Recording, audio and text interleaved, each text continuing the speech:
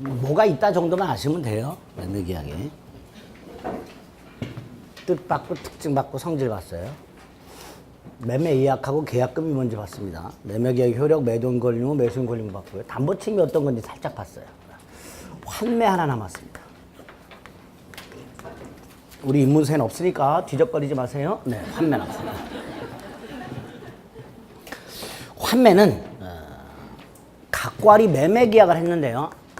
근데 각과리 A 토지를 매매를 했는데 며칠 있다 갑이 찾아와서 을에게 돈을 던져주고 땅 도로 내놔. 이렇게 일방적으로 되사가는 것을 환매를 합니다.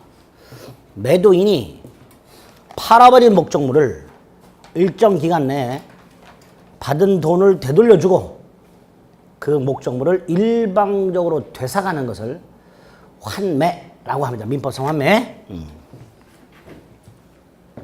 왜 이렇게 했을까요? 모르죠? 쥐들이 이렇게 했는데 어떻게 알아? 그렇죠? 어쨌거나 환매란 건 이렇게 각과세 매매 계약이 있었는데 나중에 매도인이 그 매각한 물건을 일방적으로 되사가는 것을 환매라 합니다. 자, 이러려면 매도인한테는 이 매각한 물건을 일방적으로 되사올 수 있는 권리, 요게 있어야 돼. 그걸 환매권이라 합니다. 환매권. 그리고 이 환매권은 매매계약과 동시에 환매특약이라는 걸 해야 매도인에게 환매권이 생깁니다. 즉, 각과리 A 토지 매매계약을 하면서 밑에다 특약을 하나 달아요. 갑은 뭐 1년 내, 2년 내, 3년 내 목적물을 되사갈 수 있다. 이런 식으로 매매계약과 동시에 환매특약을 함으로써 매도인에게 그 목적물을 일방적으로 되사올 수 있는 환매권이 생기고 매도인은 그 기간 내에 환매권을 행사함으로써 목적물을 일방적으로 되사올 수 있습니다. 자, 이때 언제까지 되사올 수 있는가? 환매 기간에 문제가 하나 생겨요. 요 환매 기간에 대해서는 우리 민법이 부동산은 5년, 동산은 3년을 넘지 못하도록 하고 있습니다. 환매 기간, 부동산은 5년, 동산은 3년 넘지 못하고 만약에 당사자가 환매 기간을 5년 또는 3년보다 길게 했을 때는 그 기간만큼 단축을 시켜버립니다. 그리고 한 번 정한 기간은 연장하지 못한다. 요게 3번 답으로 나왔어요. 환매가. 환매 문제가 그렇게 자주 나오진 않는데요. 나왔을 때 답으로 많이 나왔던 게 저거예요. 환매 기간은 절대로 연장할 수 없다. 그리고 이 환매를 어디서 써먹는가? 나중에 가등기 담보 등에 관한 법률에서 한번 써먹게 됩니다. 아까 잠깐 맛을 봤던 매매 예약과 지금 보는 환매는 현실적으로 자주 볼 수 있는 약정이나 특약은 아니에요. 그렇죠? 근데 우리 민법이 이렇게 당사자가 자주 하지 않는 매매 예약이라든가 환매와 같은 형태를 규정을 해놨고 요거를 당사자들이 어디에 활용을 하는가를 다음 주 가등기 담보 등에 관한 법률에서 볼 겁니다. 일단 요런 게 환매다. 그 개념 정도만 기억을 해두시면 돼요. 그리고 어디서 써먹지 저거를 이렇게 궁금증만 싹 갖고 있으면 됩니다. 매매는 요게 끝이에요. 담보 책임 빠지고 나니까 아무것도 없죠. 매매는. 네. 자, 교환이라는 게 있습니다. 그것도 인문에서 없으니까 뒤적거리지 마세요. 교환은 역시 계약의 양당사자가 무엇을 약속하는가? 갑이 을에게 재산권을 넘겨주고 을은 또 다른 재산권을 넘겨주기로 이렇게 재산권을 상호 이전하기로 하는 약정을 교환계약이라 합니다. 일방은 재산권을 이전하고 이에 대하여 타방도 재산권을 이전하기로 하는 약정을 교환이라 합니다. 갑이 을에게 A 토지 소유권을, 을은 갑에게 B 토지 소유권을 이런 식으로 양당사자가 재산권 이전을 상호 약정하는 것을 교환이라 하고 둘 다 채무가 생기니까 쌍무고 이행이 끝나면 서로 주고받으니까 유상이고 약성만 성립하니까 낙성이고 구두로 해도 되고 계약서를 써도 되고 분류식이고 이렇게 유상쌍무, 낙성, 분류식이라는 성질을 갖고 있습니다. 그리고 유상계약이기 때문에 담보 책임이 적용되고요. 우리 지난주에 계약을 유상과 무상으로 나누는 이유는 유상계약에만 매매 규정이 적용이 된다. 그래서 담보 책임이 매매에 대해서만 적용된다. 그래서 규발한다 그랬어요. 그러니까 교환계약도 유상계약이므로 좀 전에 살짝 맛을 봤던 담보 책임이 교환계약에도 적용이 됩니다. 쌍무계약이기 때문에 동시 이행의 항변권과 위험 부담도 적용이 돼요. 역시 지난주에 쌍무 편무를 나누는 이유, 쌍무계약에만 동시 이행의 항변권과 위험 부담이 적용되기 때문에 쌍무 편무를 나눈다 그랬어요. 그렇죠?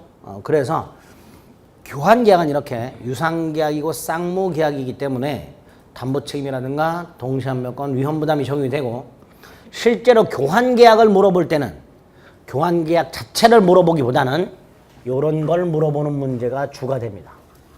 교환계약만으로는 한 문제를 만들기에는 양이 너무 적어요.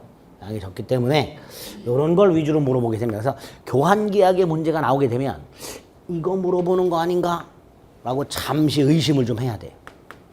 아시겠죠? 네. 어쨌든 이런 걸 교환계약이라 합니다. 두 번째로 교환계약은 이런 문제가 생겨요. 갑이 넘겨주고자 하는 A 토지는 5억이고 을이 넘겨주고자 하는 B 토지는 3억이야. 이렇게 이전하고자 하는 재산권의 가액에 차이가 있을 수 있습니다. 이 차이를 어떻게 해결할 것인가? 어떻게 해결하면 돼요? 네? 이거 어떻게 해결할까? 뭐 어떻게 해결해? 돈 주면 되지. 2억의 값어치가 있는 B 토지 위에 C 건물을 주거나 또는 돈으로 주거나 하면 되죠? 이렇게 상호 이전하고자 하는 재산권의 차익이 있을 때는 그 차익만큼을 다른 재산권으로 이전해 주거나 금전으로 지급을 할 수도 있습니다. 요때 요 금전, 요거를 보충금이라고 부릅니다. 그래서 교환계약에는 보충금이라는 개념이 하나 나옵니다. 이 보충금에 대해서는 우리 안 봤어요. 매매계약에서 안 봤는데 매매 대금에 관한 규정을 적용합니다. 보충금에 대해서 뭘 적용한다고요? 매매 대금에 관한 규정을 적용합니다. 그걸 나중에 확인할 거예요. 오늘은 교환계약의 뜻과 성질 그리고 이런 게 적용될 수 있다는 것 하나 하고 보충금의 개념이란 게 나온다. 이 정도만 교환계약에서 기억하시면 됩니다. 끝. 간단하죠? 임대차. 매매보다도 훨씬 더 중요하죠. 보통 매매도 문제, 임대차 세 문제 이렇게 나옵니다. 자, 임대차 뭘까? 모르는 번 없죠? 임대차가 뭐? 물건 빌리는 거. 근데 아까 매매도 물건 사고 파는 거, 임대차 물건 빌리는 거, 이건 촌스러운 거라 그랬어요. 이제 법을 공부하셨으면 조금 더 고급스럽게 개념을 기억하시자. 양당사자가 무엇을 약속하는 걸 생각하자. 그 무엇을에 해당되는 게 그 계약의 목적이다. 임대차는 일방이 타방에게 물건을 쓰게 해주겠다. 사용수입을 약속하고 상대방은 이에 대해서 대가, 차임을 지급하겠다. 남의 물건 사용 대가입니다. 요걸 약속하며 성립하는 계약을 임대차 계약이라 합니다. 일방은 타방에게 물건에 대한 사용 수익을 타방은 이에 대해서 차임을 지급할 것을 약정함으로써 성립하는 계약이 임대차 계약이고요. 물건 사용 수익을 약속하는 사람을 임대인, 차임 지급을 약속하는 사람을 임차임이라 합니다. 그리고 유상이고 쌍무고 낙성이고 분류식이 서로 주고받으니까 유상이고 둘 다 채무가 생기니까 쌍무고 계약만 약속만 성립하니까 낙성이고 계약서 써도 되고 안 써도 되고 분류식이고 이렇습니다. 유상, 쌍무, 낙성, 분류식이야. 유상계약이니까 당연히 뭐가 적용돼요? 담보책임. 임대차에서 담보책임을 물어보는 질문이 나오기도 합니다. 쌍무니까 동시 이행의 항변권과 위험부담의 문제가 생겨요. 그런데 임대차 계약을 갖고 특히 위험부담을 물어보면 대단히 어렵습니다. 거의 안 나오고 요 담보책임이라든가 동시이행항변권 정도는 간간히 나오기도 합니다. 어쨌든 유상이니까 담보책임 적용될 수 있고 쌍무니까 동시이행의 항변권과 위험부담에 문제가 생길 수 있습니다. 자, 여기 성질이고요. 특징을 봅니다. 첫째, 요 임대인이 사용수익하게 해주겠다라고 약속한 요 물건, 부동산도 되고 동산도 됩니다. 부동산, 갑이 갖고 있는 건물을 사용수익하게 할 거. 약속할 수 있죠? 건물 임대차, 부동산. 제주도 렌터카, 동산. 제주도 가서 렌터카 빌리는 게 임대차예요. 무슨 임대차? 동산 임대차입니다. 이렇게 목적물은 부동산, 동산, 불문. 두 번째, 꼭 임대인 소유가 아니어도 돼요. 임대인 소유여도 되고 아니어도 됩니다. 우리 지난주에 유치권, 지지난주인가요? 유치권 할 때 이런 거 보신 적 있어요. 갑의 말이 을이 애써 기른 농작물을 훼손시켜서 을이 말을 유치하고 있어. 유치하다가 을이 갑의 승낙을 받아서 그 유치물을 제3자에게 대여할 수 있다고 그랬죠. 이렇게 갑의 말을 유치하고 있는 을이 갑의 승낙을 받아서 그 말을 병에게 대여했다. 이게 임대차예요. 이때 임대인이 누구? 임대인이 누구? 갑? 을. 계약은 을하고 병이 한다니까요. 임대인 을, 임차인 병 이렇게. 갑은 승낙만 합니다. 승낙만. 따라 계약 당사자는 을하고 병이에요. 임대인이 을이야. 그런데 을이 자기 소유예요? 아니요. 그래도 계약은 유효해. 그래서 목적물은 꼭 임대인 소유가 아니어도 된다. 아니어도 된다. 세 번째, 비소비물이어야 돼요. 쓰면 없어지는 물건은 안 됩니다. 쓰면 없어지는 물건은 소비물이라 하고요. 소비물을 빌리는 것은 소비대차라는 게 따로 있습니다. 그래서 임대차나 사용대차라는 것은 비소비물만 가능합니다. 나중에 임차인은 그 물건 자체를 반환을 해야 돼요. 따라서 이 물건은 사용하면 없어지는 물건이 아니어야 됩니다. 비소비물이어야 돼요. 소비물에 대해서는 소비대차라는 게 따로 있다. 따로 있다. 그래서 물건 가려서 세 가지. 부동산, 동산, 불문, 임대인 소유가 아니어도 돼. 비소비물이어야 한다. 그럼 농경지는 제외됩니다. 뭐는 제외된다고요? 농경지. 농경지는 작용을 원칙으로 한다고 했고요. 농경지에 대한 위탁 경영이나 임대차는 농지법에 적용을 받는다고 했어요. 그래서 민법에서는 임대차 계약의 목적물에서 농경지는 제외됩니다. 어쨌든 요 임대인이 사용수익을 약속한 물건과 세 가지는 머릿속에 넣으시면 돼요. 세 번째 차임, 반드시 지급해야 돼요. 뭐 해야 된다고요? 반드시. 만약에 차임을 지급하지 않기로 하면 사용대차라는 게 따로 있습니다. 사용대차. 집에 못을 박아야 되는데 망치가 없어서 관리실 가서 망치를 빌려왔어. 차임 주고 빌려요? 그냥 빌려요? 보통 그냥 빌리죠. 그게 사용대차예요. 이렇게 비소비물에 대하여 차임을 지급하지 않고 무상으로 대차하는 것을 사용대차라 합니다. 이렇게 사용대차가 따로 있기 때문에 임대차는 반드시 차임을 지급해야 되고요. 그리고 이 차임은 금전이어도 되고 아니어도 됩니다. 금전이어도 되고 아니어도 된다. 을이 갑의 건물을 빌리면서 노동력을 제공하기로 해. 건물 관리를 얘가 하기로 해. 그리고 건물에 대한 차임과 노동의 대가를 통칙으로 해. 그럼 을은 차임을 노동으로 제공하는 거예요. 그렇죠? 그것도 차임이 될 수 있다.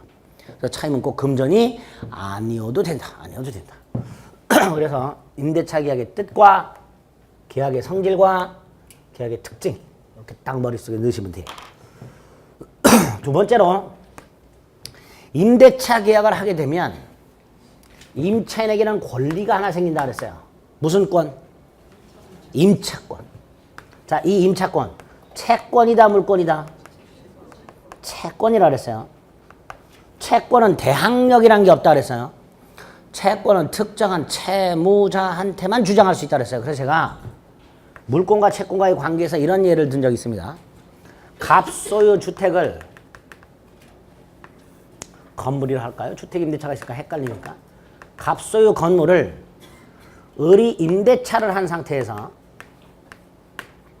을이 임차권을 갖고 있는데 갑이 건물을 양도함으로써 병이 소유권을 취득한 경우 병이 소유권에 의하여 을에게 건물 명도를 청구할 수 있고 소유권은 물권이니까 누구에게나 주장이 가능하니까 을에게 소유권을 주어서 명도를 청구할 수 있고 반면에 을은 임차권을 갖고 있고 임차권은 채권에 불과하고 이 임차권은 갑에게만 주장할 수 있고 을에게는 주장할 수 없기 때문에 을은 병에게 임차권을 주장할 수 없고 건물을 명도해야 되는 이런 문제가 생긴다 그랬어요. 그래서 물권과 채권이 충돌할 때는 뭐가 우선한다?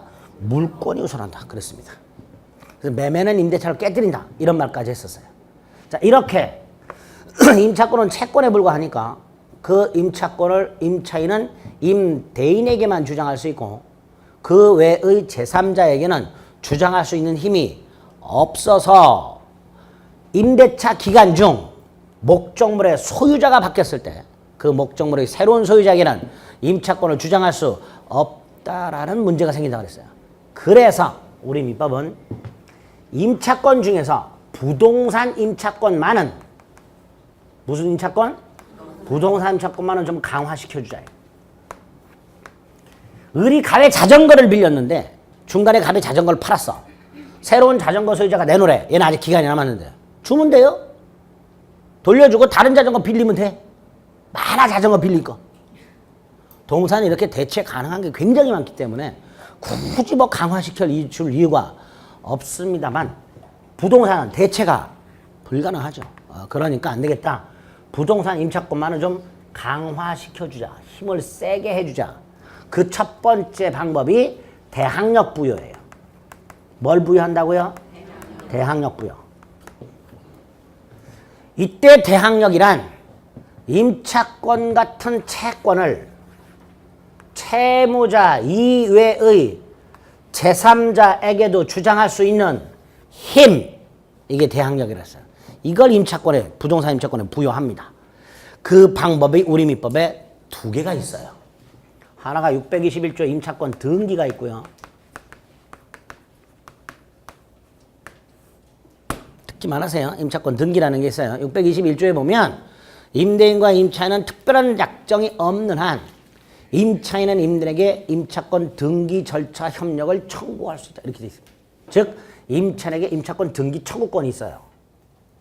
물론 임차인이 임차권 등기를 청구하고 임대인이 승낙을 함으로써 등기가 됩니다. 이렇게 부동산 임차권을 그 부동산 등기부에 등기를 하게 되면 대항력이 생기도록 하고 있습니다. 여기 첫 번째. 그런데 임차인이 임대인에게 임차권 등기를 청구했을 때 임대인이 순순히 오케이 하냐? 안 해주죠. 그러다 보니까 이 621조는 있으나 말한 조문이에요. 그래서 안 되겠다. 622조라는 겁니다.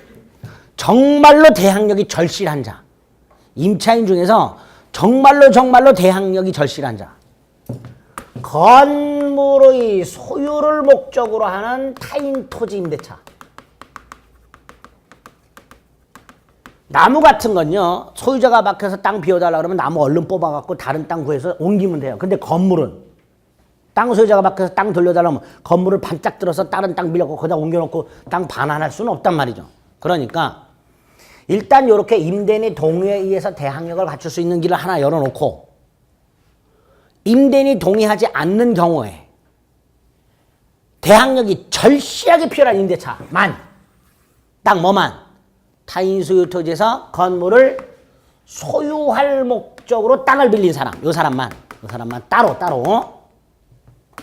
갑소유 땅을 을이 빌려서 건물을 소유하려고 합니다. 빌려가지고 건물을 지었어. 갑소유 땅 을 소유 건물이에요. 을이 갑에게 임차권 등기를 청구했는데 안 해줘. 그럼 얘는 대항력이 없죠. 그 상태에서 소유자가 바뀌어.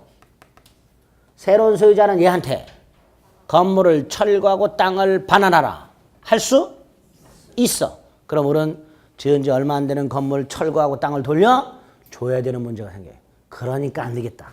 요 놈만은 너무나 대항력이 절실하죠. 임차인 중에서 부동산 임차인, 그 부동산 임차인 중에서도 대항력이 정말로 절실한 부동산 임차인. 어떤 임차인? 건물의 소유를 목적으로 하는 토지 임차인. 많은 설령 그 임차권을 토지등기부에 등기하지 않았다 하더라도 이 건물을 등기를 하면, 건물을 등기한다는 게 무슨 말일까요? 을의 이름으로 소유권 등기를 한다는 거예요. 보존 등기. 무슨 등기? 보존 등기. 이렇게 건물을 을이 등기하게 되면 이 등기는 소유권 보존 등기를 의미하게 됩니다. 그러면 그때부터 제3자에게 대항력이 생기도록 하고 있습니다. 이게 622조 대항력이에요. 대단히 중요한 대항력입니다. 부동산 임차권 강화 중에서 모든 부동산 임차권이 아니라 대항력이 너무나 절실한 타인 토지에서 건물의 소유를 목적으로 하는 토지 임차권만 그 임차권 등기를 하지 않았다. 임차권 등기하면 깔끔하고요. 설령 임차권을 등기하지 않았다 하더라도 건물을 소유권 등기를 하게 되면 그때부터 대항력이 생기도록 하고, 나중에 여러분들은 특히 이제 평택 지역에 아마 그런 땅이 많을 거예요. 갑소유 땅에 땅을 임차한 자가 건물이나 공장 따위를 지어서 운영하는 이런 경우 많을 거예요. 평택 시내 말고. 나중에 여러분들이 그런 땅 매매를 중개하는 경우가 생깁니다. 그럴 때 당연히 매수인은 건물을 어떻게 처리할지를 물어볼 거예요, 여러분한테. 그렇죠? 대답해 주셔야죠. 뭐라고? 상황에 따라 나눠야죠. 을이 임차권 등기가 되어 있는지 안 돼 있는지. 두 번째, 을이 설령 임차권 등기가 안 돼 있다더라도 건물이 등기되어 있는지 안 돼 있는지에 따라서 새로운 토지 소유자 병에게 대항할 수 있는지 아니면 철거를 해야 되는지가 달라지니까 그런 걸 확인해서 알려줘야 돼. 그냥 말해. 아니 괜찮아. 저 임차인 거 철거될 걸 걱정하지 마. 근데 나중에 대항력이 있어. 그럼 어쩔 거예요? 중개사고 났죠? 책임져야 돼, 여러분이. 정확하게 알고. 제가 몇 번이나 이건 제가 상담을 받았어요, 전화를. 이런 거 중개하시는 분들한테. 말을 안 들어, 말을. 한 분은 저기 의정부에 있는 분인데 딱 요 상황이에요. 근데 건물은 임차권도 등기 안 돼 있고 건물 소유권 등기도 안 돼 있대요. 등기부를 확인 모시라 했더니 땅 등기부에는 아무것도 없는데, 그래. 아니 도대체 중개사 공부하신 분이 땅 등기부하고 건물 등기부도 구별을 못해. 그러니까 건물 등기부인지 확인해 보세요. 그 집원에 또 전화 와서 없대. 그럼 얼른 대금 치르고 등기 넘겨받고 철거 청구하시라고 제가 알려드렸어. 알았대.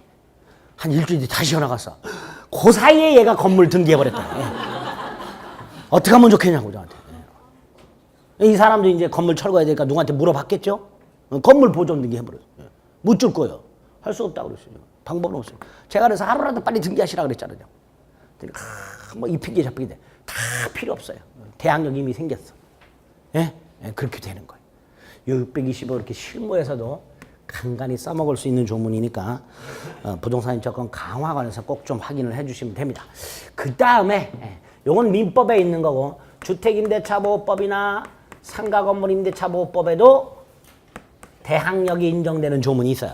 이건 이제 다음 주에 볼 거예요. 이렇게 임차권 중에서 부동산 임차권만은 대항력을 부여함으로써 그 힘을 강화시켜주는 장치가 민법 및 민사특별법에 존재하고 있습니다. 그걸 나중에 조금 더 살을 붙이시면 돼요. 이 두 번째, 임차권 강화. 세 번째, 임대차 계약의 성립. 일단 양당사자가 존재하고 목적이 존재. 목적이 뭐예요? 물건에 대한 사용 수익과 차임 지급. 그리고 그걸 각각 의사를 표시하고 일치하면 임대차 계약은 성립할 거예요. 그렇죠? 그게 첫 번째고요. 두 번째가 존속기간과 갱신이 나와요. 제가 지상권을 하면서 우리 시험 범위에 존속기간과 갱신이 5군데 나온다 그랬어요. 5군데. 지상권에서 하나 받고, 전세권에서 받고, 민법상 임대차에서 보고, 주택임대차에서 볼 거고, 상가건물 임대차에서 볼 거예요. 총 5군데 존속기간만 갱신에 나온다 그랬습니다. 자, 우리 그 중에 2개 봤어요. 지상권. 존속기간이 어떻게 규정돼 있었죠? 최단 30년, 15년, 5년. 최장은 없었고. 갱신은 약정갱신과 갱신의 간접적 강제. 갱신 청구했고 거절당하면 지상물 매수. 청구하시자 그랬죠? 그렇게 지상권은 규정이 되어 있었고, 전세권은 최장 10년, 10년 넘지 못한다.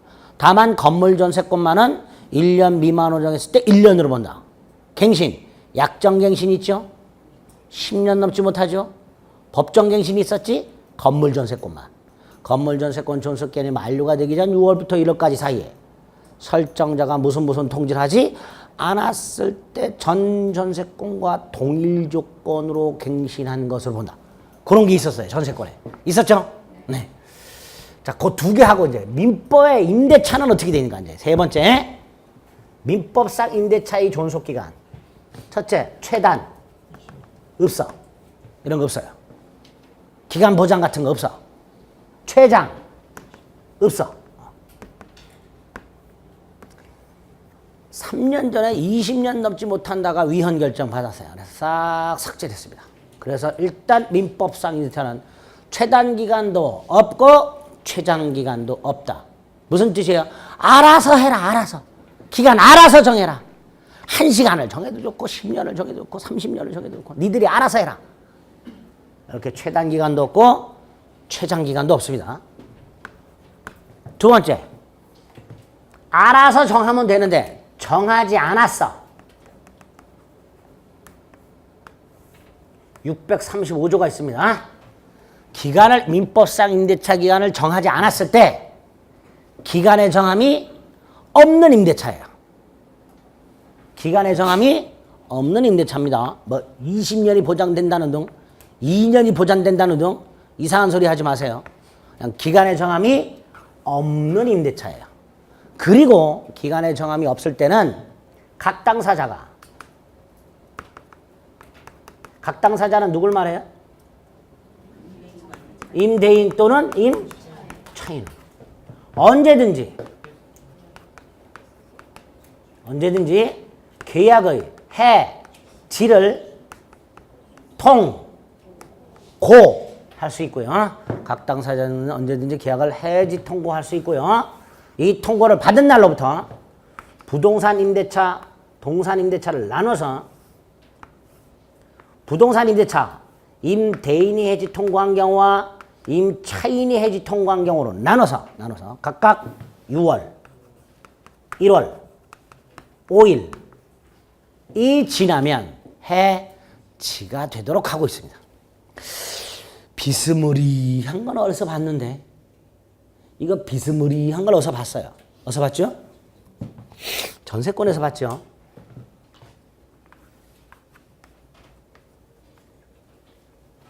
(313조) 네? 기간의 정함이 없는 전세권. 각 당사자가 누구? 전세권 설정자와 전세권자. 언제든지 뭐 할 수 있다? 예?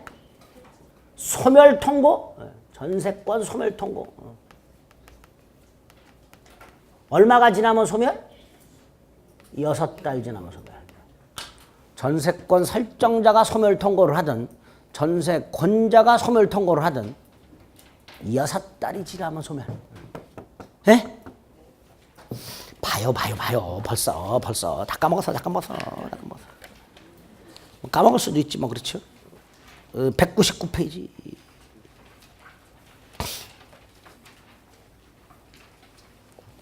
어?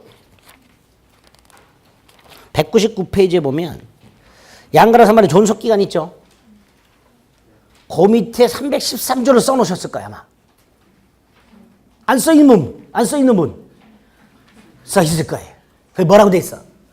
언제든지 전세권 소멸을 통고할 수 있고 설정자가 소멸 통고하든 전세권자가 소멸 통고하든 6달이 지나면 전세권이 소멸한다 라고 쓰여져 있을 거예요. 그렇죠? 했던 거예요. 이거하고 헷갈리면 안 된단 말이에요. 둘 다 기간을 정하지 않았어요. 둘 다 각 당사자는 언제든지 여기까지 똑같아. 똑같은데 전세권은 권리 소멸 통고예요. 임대차는 계약 해지 통고입니다. 그리고 이런 누가 통과하든 6달이고요.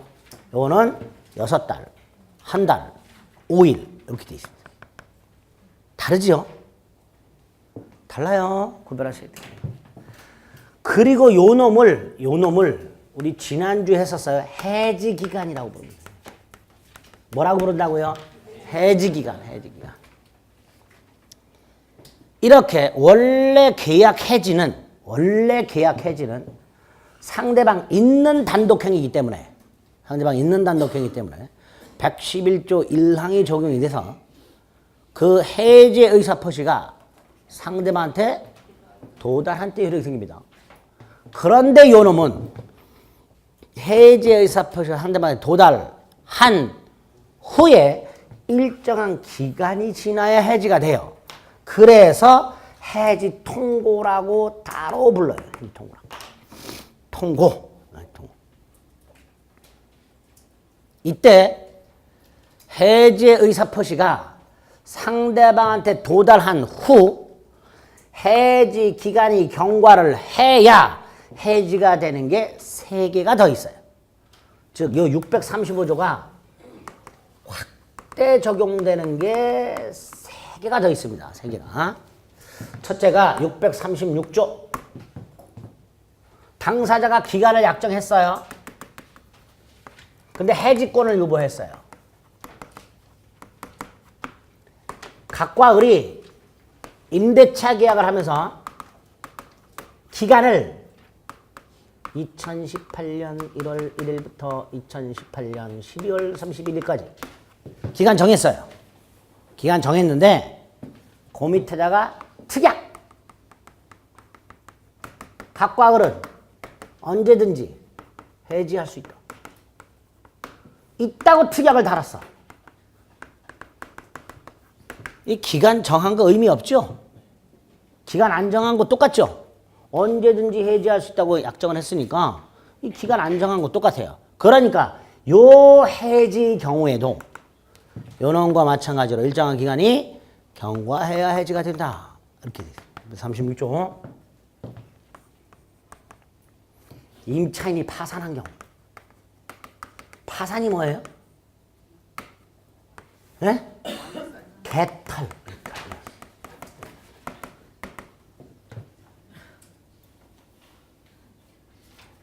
뭔 털? 법원이 너는 네가 현재 가지고 있는 재산만으로는 채무를 변제할 능력이 없다라고 선고하는 게 파산이에요.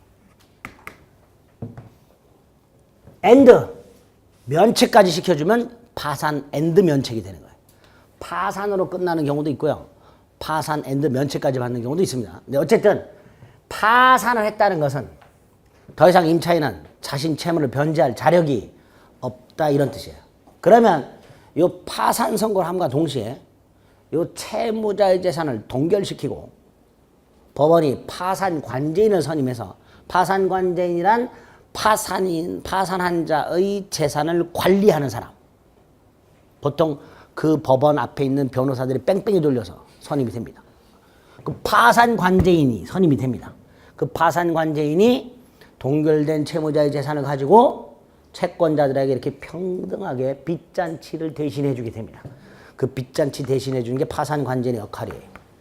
어쨌든 이렇게 임차인이 파산하게 되면 파산 관제인은 임차인 재산을 동결시켜서 돈을 갚아야 되죠. 그러니까 임대차 계약을 해지 함으로써 보증금을 해서 그걸로 갚을 수 있게끔. 임차인이 파산하면 이렇게 파산한 임차인의 파산관제인 계약을 해지할 수 있고요.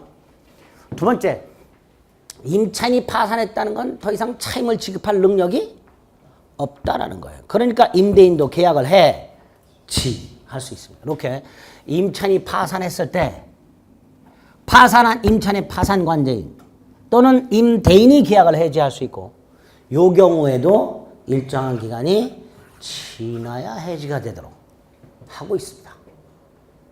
하나 남았죠? 이건 조금 이따 볼 거예요. 법정갱신에서. 이렇게 민법상 임대차의 존속기간과 관련해서 두 가지. 최장기, 최단기 아무런 규정 없다라는 거 하나 하고요. 두 번째로 기간을 정하지 않으면 635조에 의하여 각 당사자는 언제든지 해지를 통고할 수 있고 일정한 기간이 지나야 해지가 된다는 것. 그래서 세 번째, 전세권의 존속기간을 정하지 않은 경우하고 구별을 좀 해야 되고요. 네 번째, 요 해지 기간이 지나야 해지되는 게 세 가지가 추가가 된다.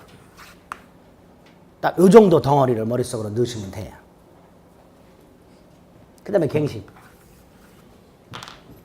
민법상 갱신이 뭐가 있었죠? 약정갱신이 있었고요. 법정갱신이 있었죠. 갱신의 간접적 강제가 있었죠.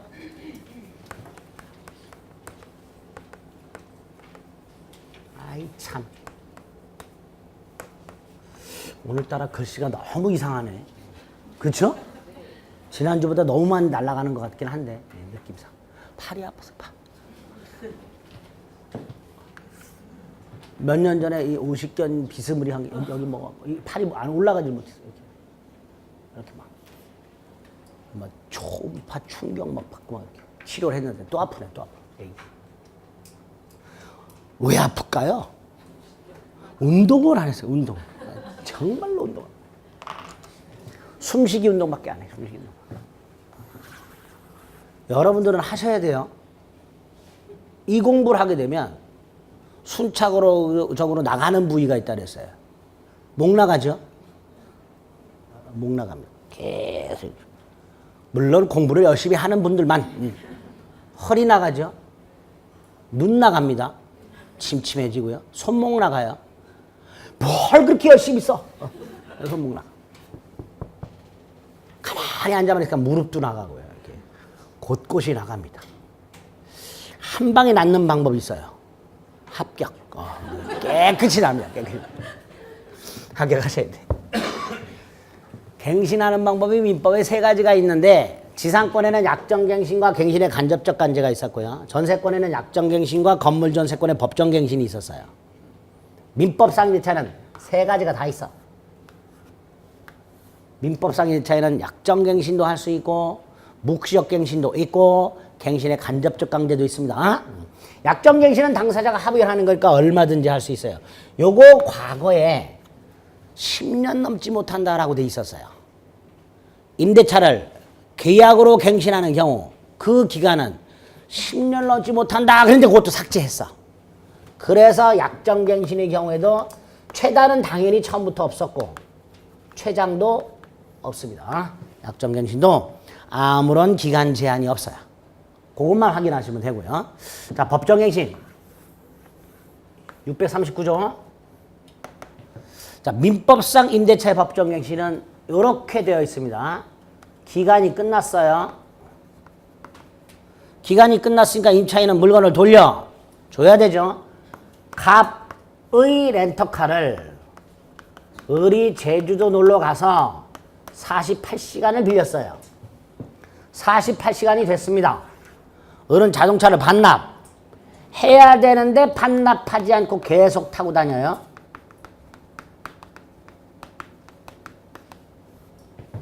당연히 임대인은 전화 걸어서 기간 끝났으니까 얼른 가져오시오 라고 해야 되죠.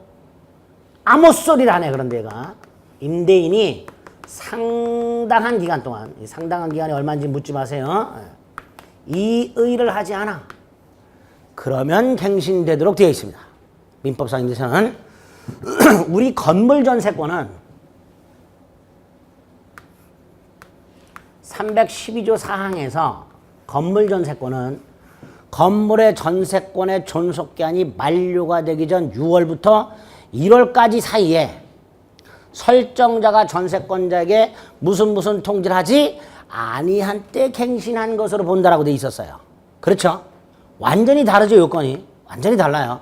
민법상 임대차는 무슨 기간 만료 전 6월부터 1월 아니고요. 기간이 일단 만료가 되고요. 기간이 끝났고 그럼에도 불구하고 임차인이 목적물을 반환하지 아니한 채 계속해서 물건을 사용하고 있고요. 그럼에도 불구하고 임대인은 아무 소리를 하지 않고 있어요. 요럴 때 갱신됩니다. 요럴 때. 이때 조건은 전임대차와 동일해요. 조건은 뭐하고 동일하다고요? 전임대차와 동일한데 단 635조에서 해지할 수 있도록 돼 있어요. 민법상 임대차가 법정갱신이 되었을 때 조건은 전임대차와 동일하지만 단 635조에 의하여 언제든지 해지 통고할 수 있도록 되어 있어요. 결국 민법상 임대차가 법정갱신 되었을 때는 조건은 전임대차와 동일하지만 기간은 정함이 없는 걸로 본다라고 해석을 하는 거예요. 여기는 아예 기간은 정함이 없는 걸로 본다라고 돼 있어요. 312조 사항은. 그런데 민법상 임대차는 기간의 정함이 없는 걸로 본다라고 되어 있지는 않고 635조에 의해 해지할 수 있다고 되어 있어요. 그런데 635조가 기간의 약정이 없는 거예요. 그래서 민법상 임대차도 법정갱신이 되면 조건은 전임대차와 동일하되 기간은 정함이 없는 걸로 보는구나 라고 해석을 하는 거예요. 됐죠? 그래서 법정갱신의 요건과 민법상 임대차의 갱신의 효과를 머릿속에 넣으셔야 돼요. 그러면 제주도에서 48시간을 렌트카를 빌렸던 을이 48시간이 지났는데도 불구하고 계속해서 타고 다니고 있고 렌터카 회사는 아무런 연락을 하지 않고 있다면 전임대차와 동일 조건으로 계약은 갱신하는 걸로 봅니다. 단 각 당사자는 언제든지 해지를 통고할 수 있죠.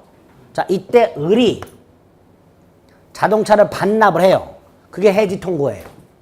얼마가 지나가면 해지가 돼? 5일.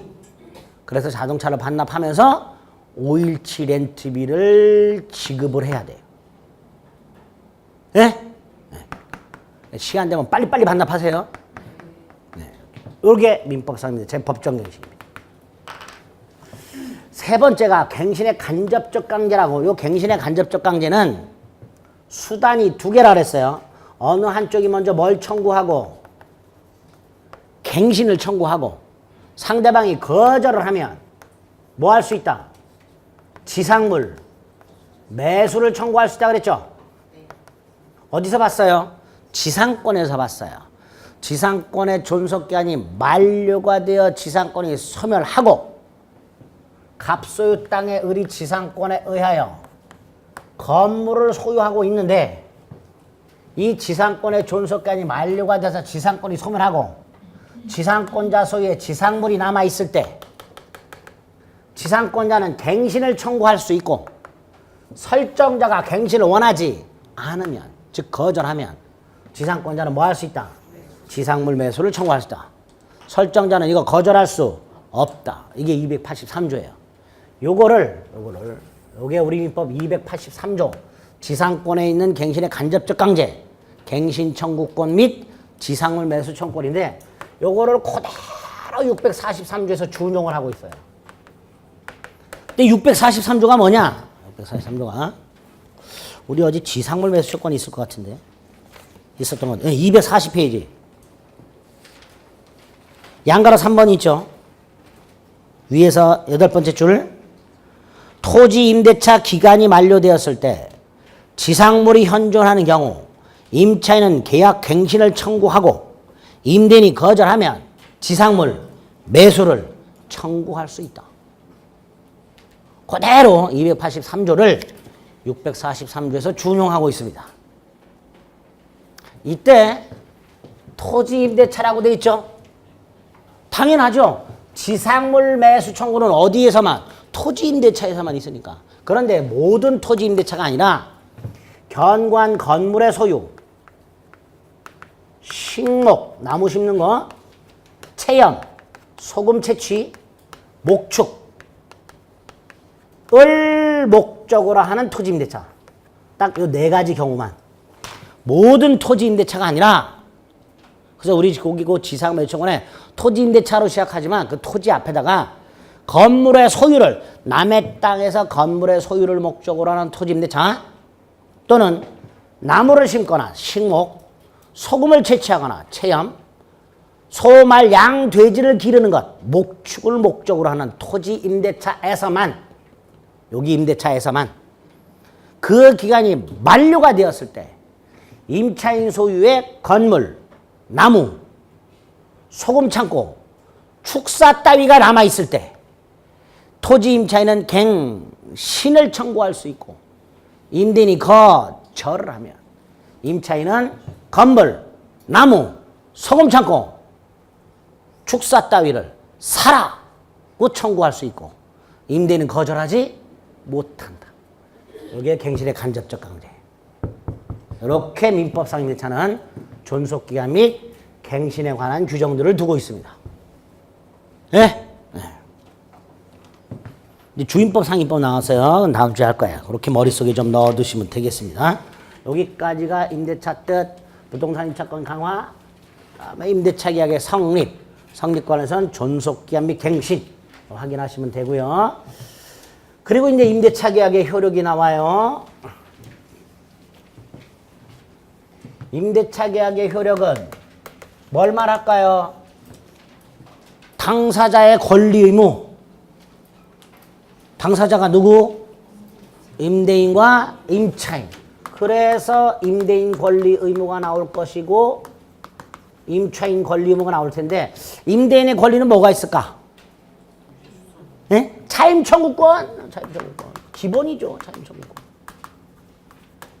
가장 기본이잖아. 그렇죠? 임대인은 물건을 왜 빌려줘? 차임 받으려고. 그러니까 차임 청구권이 기본이 될 거예요. 요 차임 청구권이 임차인 의무로 가요. 그럼 무슨 의무가 생겨? 임차인은 차임 지급 의무. 그렇죠? 가장 기본이 되는 권리일 거예요. 그다음에 임대인은 의무가 중요합니다. 임대인은 어떤 의무가 있을까요? 임대인은 임차인한테 뭘 약속했어요? 에? 목적물 사용 수익. 목적을 머릿속에 생각하시라니까. 목적물의 사용 수익을 약속, 차임 지급을 약속. 따라서 임대인의 가장 기본이 되는 권리 차임 청구권. 의무, 목적물 사용 수익하게 하라 의무. 누구로 하여금? 임차인으로 하여금 목적물을 사용 수익하게 할 의무. 이게 임대인의 가장 기본이 되는 의무예요. 그래서 여러분들이 제주도 렌터카를 빌려서 공항에 내리면 렌터카 회사 가서 자동차부터 건네받죠. 에? 건네받으러 갔더니 렌터카 회사가 안 줘, 자동차를. 그럼 돼, 안 돼? 안 되지. 안 되니까 첫째, 인도 의무가 있는 거예요. 물건을 임차인에게 인도할 의무가 있어. 자, 인도해 받았어요. 열쇠를 받았어요. 렌터카를 운행하려고 시동을 딱 걸을 때 보닛에 누가 들어놓어 있어. 빌린 렌터카 위에 보닛에 누가 들어놓어 있어, 이렇게. 그럼 나는 임차권에 기초해서 보닛에서 내려와라 할 수 없어. 왜 없어? 임차권은 채권이야. 무슨 권? 채권. 근데 보닛에서 내려오라는 건 방해 제거 청구권이야. 방해 제거 청구권은 물권적 청구권이에요. 에? 또 그런 표정 짓지 말고 이론적으로 따져보자 말이지. 임차권은 물권, 채권, 채권. 보닛에서 내려와라. 방해 제거 청구. 근데 방해 제거 청구는 물권적 청구권. 물권적 청구는 누구만? 물권자만. 그러니까 당연히 임차인은 임차권에 의하여는 내려와라 소리 할 수가 없어. 그럼 누가 내려가라고 해야 돼? 누가? 소유자가. 그래서 방해 제거 의무가 있다. 임차인이 물건을 쓰려면 제3자가 방해하고 있을 때 그 방해를 누가 제거해 줘야 된다? 물권자인 임대인이. 그래서 임대인은 임차인으로 하여금 목적물을 사용 수익하게 할 의무로부터 물건 인도 의무와 제3자 방해를 제거해 줄 의무가 생긴다라고 얘기합니다. 세 번째. 고장났어. 딱 운행하려고 키를 돌려갖고 붕 했더니 핸들이 퍽퍽 빼서. 그럼 아저씨 고쳐줘요. 바꿔줘요. 해야 되겠죠? 임대인은 그 목적물의 현상을 유지하고 수선을 해줄 의무가 있어요. 임대인은 무슨 의무가 있다? 현상 유지 수선 의무. 임대인에게 수선 의무가 있다는 것은 비용도 누가 부담한다? 임대인이 부담한다. 비용.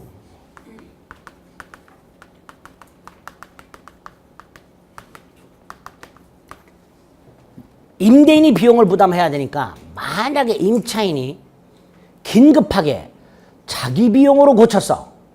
그럼 임차인은 나중에 임대인한테 비용을 돌려달라 청구할 수 있을 거예요. 그래서 임차인에게는 비용 상환 청구권이라는 권리가 생겨요. 조금 이따 볼 거예요. 임차인의 비용 상환 청구권은 임대인의 현상 유지 수선 의무하고 연결이 되는 의무입니다. 자, 이렇게 임대인은 임차인으로 하여금 목적물을 사용 수익하게 할 의무로부터 세 가지 원리 의무가 파생이 되는데 이 중에 핵심이 요겁니다. 임차인은 물건 당연히 인도하고요. 제3자가 방해하는 경우는 극히 드물고요. 결국은 목적물이 고장났을 때, 사용이 어려울 때 임대인이 현상을 유지하고 수선해 주는 의무가 핵심이 됩니다. 자, 이때 이 수선 의무에 관해서 몇 가지, 상식적인 거 몇 가지. 집을 빌렸는데 형광등이 하나 나갔어요. 임대인한테 전화해가지고 와서 형광등 갈아주세요. 임대인 갈아줘야 돼요? 왜? 왜 아니야? 왜 아니까? 지금 아니라 그러셨어. 맞았어요?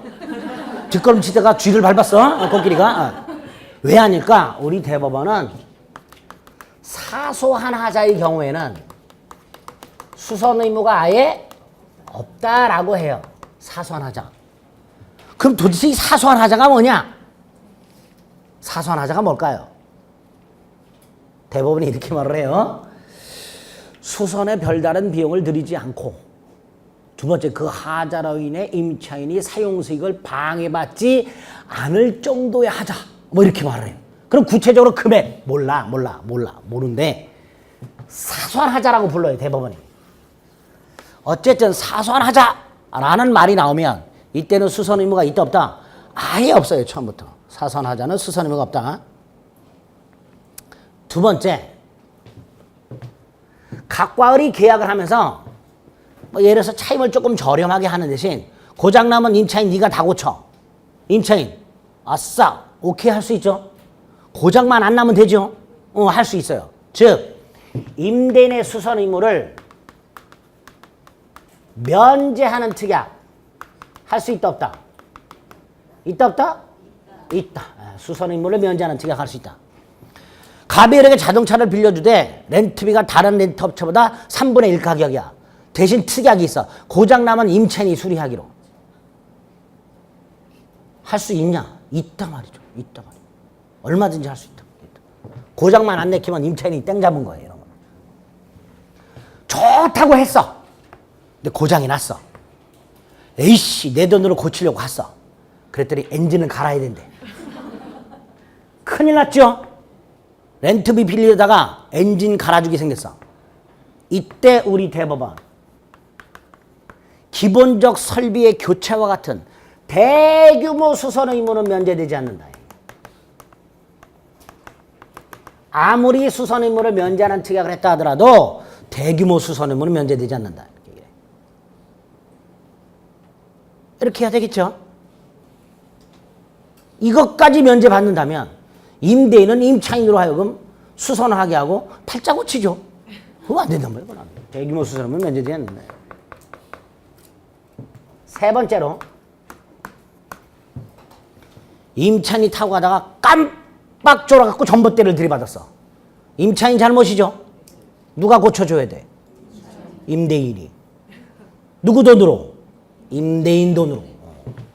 하자가 임차인 귀책 사유로 발생했든 발생하지 않았든 임대인은 임대인 비용으로 고쳐줘야 될 수선 의무가 여전히 존재합니다. 임대인 뚜껑 열리죠? 뭘 뚜껑 열려? 손해배상 받으면 되지. 수선 의무와 손해배상 별개. 자꾸 지난번에 원상회복과 손해배상도 별개라 그랬어요. 손해가 생기면 그거 뭘로 처리하는 거예요? 손해배상으로 처리하는 거예요. 수선 의무하고 별개로. 그래서 임차인의 귀책 사유로 인해서 하자가 생겼다 하더라도 여전히 임대인이 임대인 비용으로 수선하되 단 임대인은 임차인에게 뭐 할 수 있다? 손해배상을 청구할 수 있다. 그 손해배상에 충당할 목적으로 받아두는 게 보증금이다. 이렇게.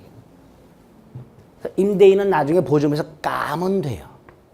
그래서 혹시라도 여러분들이 무슨 주택을 임대하거나 그랬을 때 임차인이 뭘 실수를 해서 고장냈겠다. 화내지 마시고 얼른 최고급으로 고쳐놓으세요. 그리고 나중에 보증금에서 까면 돼. 에? 변기 같은 거 깼다. 이태리 걸로 바꿔. 그래갖고 보증금에서 한 500만 원 확 까. 그럼 돼요. 에? 그래서 하자가 임차인의 귀책 사유로 발생한 경우에도 임대인은 수선 의무가 있다. 세 가지 정도만 오늘 수선 의무와 관해서 기억을 하시면 돼요. 어렵지 않죠? 어렵지 않아요. 그래서 임대차 계약의 효력 중에서 임대인의 권리 차임 청권이 있고 기본 의무가 목적물 사용 수익하게 할 의무로부터 세 가지 의무가 생겨. 그리고 세 번째 의무와 연결되는 게 임차인의 비용 상환 청권이고 그 수선 의무가 관해서 세 가지 정도 기본이 되니까 요거 머릿속에 넣으시면 돼요. 됐죠? 좀 쉬었다가 임차인 권리무 보겠습니다.